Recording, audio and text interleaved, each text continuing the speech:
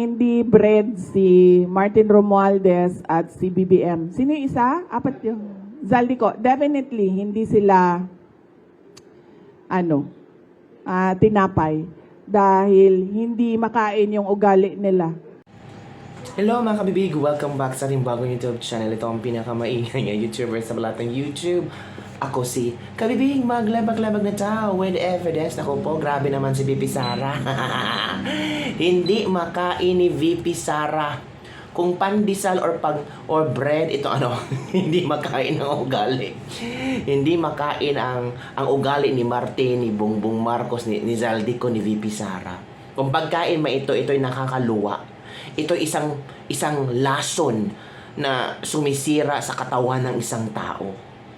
Napanood nyo ba ang statement, hindi statement ni VP Sara, kundi sagot ni VP Sara nung tinanong siya kung makakain ba ni VP Sara, kung anong pagkain itong mga taong ito at makakain ba ni VP Sara. Manood nyo? Hindi. Laugh trip talaga ang sagot ni VP Sara. At ito inamin ni VP Sara na itong si Bongbong Marcos hindi pala nagtatrabaho. Oo mga kabibig, pirma ng pirma lang na hindi niya alam kung ano ang pinipirmahan. Kaya nga, yung mga insertions, alam niyo na, nadali tayo sa mga insertions kasi confident si Bongbong Marcos. Binasa ko ang pahina ng GAA, ng BICAM, tapos ano nangyari, nakalusot ang mga anomalyang flood control projects. Ano na ngayon? Di ba nakakahiya? Parang si Bongbong Marcos ba, ginisa ng kanyang sariling mantika, ng kanyang sariling pagsisinungaling.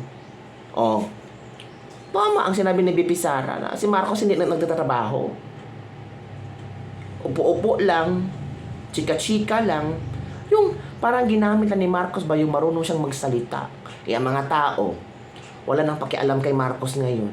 Trust rating nga ni Marcos bumaba mga kabibig. Alam nyo ba? Oo mga kabibig. Oo, panoorin nyo muna si VP Sara at ang kanyang pagbulgar na hindi nagtatrabaho si Bongbong Marcos at hindi makain ang kanyang ugali. Watch this video.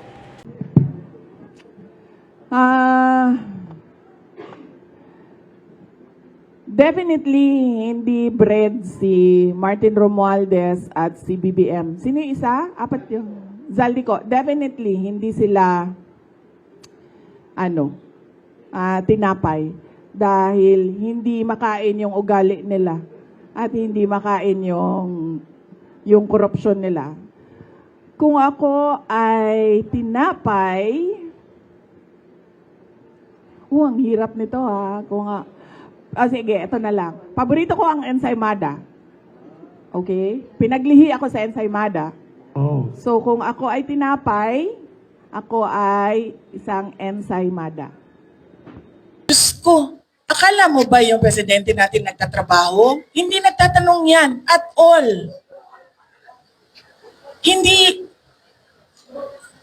I swear to the flag, si BBM, hindi yan siya.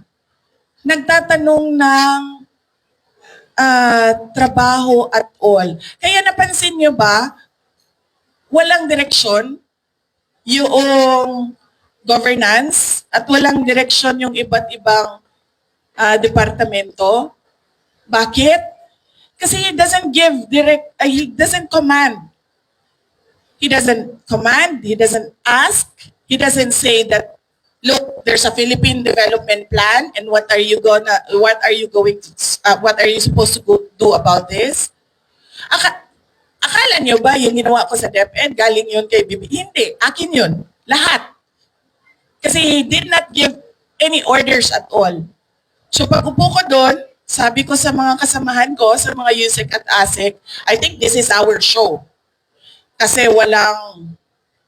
walang participation at all ang Pangulo. So gagawin na lang natin kung ano yung karapat dapat nagagawin para sa edukasyon dito sa ating bayan.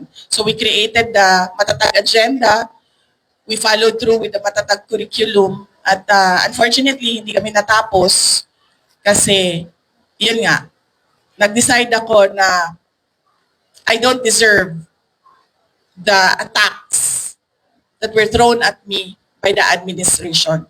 Kasi ako na nga lang siguro yung kaisa-isa dong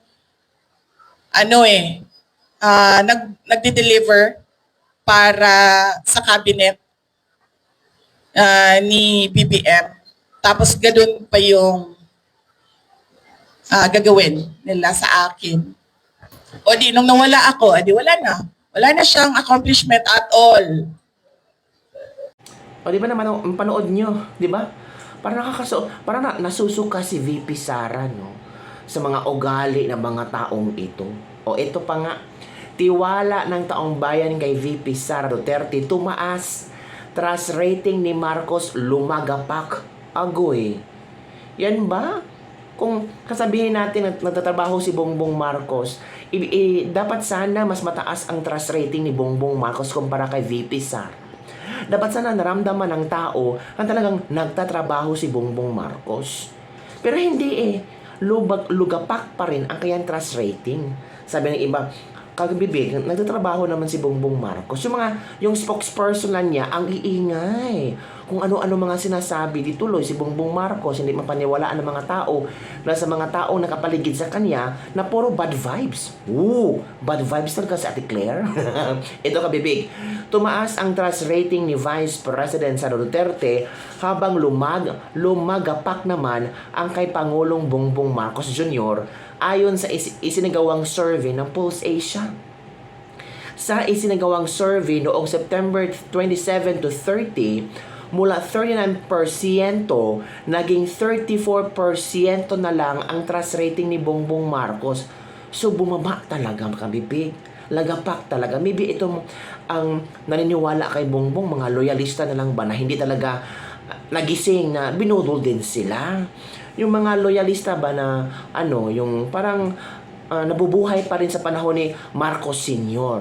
O di kaya yung mga bayarang trolls lang na naniniwala pa rin kay BBM kasi binayaran sila. Iba yung may tiwala, iba yung may tiwala dahil binayaran. Kasi yung may tiwala kasi nakikita nila na katiwala. Kasi yung may tiwala na binayaran, nakapikit ang mata. Diba? O, pikit ang mata. O, may tiwala kami, pero nakapikit ang mata. Kasi ayaw tingnan ang katotohanan. Kasi kung they were open their eyes, makita nila ang reality. Diba? 45% naman ang sinabing wala silang tiwala kay Marcos. Agoy, kasakit. Ay, 45%, almost 50%. Almost the Filipino people, half of the Filipino people living in the Philippines, walang tiwala kay Bongbong Marcos. Paano naman yan, oy? Habang ang 21% ay hindi pa sigurado. Kawawa naman, hindi sigurado. Anong nangyari? Hindi pa sigurado kung nabudol sila ni BBM or hindi sila sigurado kung si BBM ay budol. Samantala, mula 54% ay tumaas ng 56% ang trust rating ni VP Sara. Wow! Tumaas talaga 2%. Tumaas ng 2% ang trust rating ni VP Sara. Ayan kabibig, ano ang iyong masasabi dito? Sabihin nyo naman, nako, joke-joke lang yan. Huwag tayong maniwala dyan. O, bayaran yan. O, babang bumaba talaga. Uy, as in super bumaba talaga ang trust rating at approval rating ni BBM. Ito ba yung tinatawag ni Claire Castro na nagtatrabaho ang presidente? For me, hindi ito nagtatrabaho. Hindi ito ang nagiging epekto or resulta kung nagtatrabaho ang presidente. Tataas sana ang approval rating at trust rating. Claire Castro, make sure yung mga sinasabi mo tungkol kay BBM totoo kasi that data explains well. Parang sinupalpal ka ng data, Claire Castro. Parang, hoy, Claire Castro, gumising ka. Tumising ka, Claire Castro. Masyado mong ginawang ginawang pagsamba mo kay Bongbong Marcos kahit mali-mali ng impormasyon, ginawa mong tama. Uy, naku, ano ba naman yan? Ano ba naman yan, kabibig? Speaking of this one, kabibig, si BBM, I will resign. Oh, I will resign daw. Ba't ko gagawin yon? At wala sa ugali ko ang tinatakbuhan ang problema. Hala, kapito ko talaga si BBM, hindi magre-resign si BBM. Oo. Walang pakialam si BBM. Hindi ako magre-resign. Kasi I will never run. I will find solutions to the problems in the Philippines. Talaga. Bakit sa panahon ng kalamidad. 2 days after ka pa pupunta sa mga nasalanta ng bagyo, nalindulan, yun ba ang paghahanap ng solusyon? O hindi mo tinatakbuhan ang problema? 'Di ba? Tapos sisihin mo pa ang climate change. Sisihin mo pa ang bagyo. Hindi tatakbo sa problema dahil ikaw ang problema ng bansa. Mahiya ka, sinusuka ka ng taong bayan, alam ng buong mundo ang kagaguhan mo. Di pa daw siya nakakarami ng nakaw, susulitin pa niya. Diba? Kung ayaw mo mag-resign, sir, matulad ka ng tatay mo, puweresang pinaalis. O, yan mga komento. Ito, dapat kung may hiya ka pa, mag-resign ka na. Lalo nang nababaon ang mga Pilipino sa hirap at gutom. Tumakbo nga yan sa anino kay Sara. Talagang hindi yan magre-resign. Kakahiya. Ito pa, Lord God, we offer ourselves to you, including the entire whole Filipino community. Keep us all in your divine merciful heart. Keep us all in your divine truth and light. Please, let BBM resign. Ako. Deserve mo mang mag-resign. Inutil ka. Grabe. Grabe ang mga tao magkomento ba? Kung talagang may tiwala ang mga tao kay BBM, no?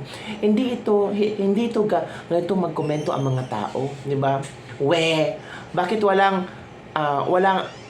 bakit hindi namin naramdaman na presidente ka ng Pilipinas? Alay, ang sakit naman yun. Nako. Yun mga kabibig, yun ang mga komento ng ating mga netizen ngayon. 'Di ba? Ayaw ni BBM na mag-resign kasi alam naman niya na hindi natatakbuhan ang problema ng bansa. Kasi alam niya kung paano sosolusyonan.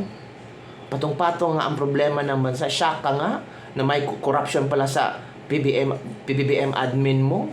Shock. I was so shocked. Tapos pa, podcast pala. Podcast siya. Nagpapa-interview ng mga media. Paiyak-iyak. Ako, BBM, hindi ako magpapa-interview ng media as long as hindi ko na solusyonan ang problema ng bansa. Oy, later na ako magpapa-interview pag nakita ng tao na nasolusyonan ko na ang problema ng bansa. Inuna mo pa yung pa-interview mo, paiyak-iyak mo, pa-inosente mo. Di ba, kabibig? Pinagtawanan ka na ng mga aliado mo.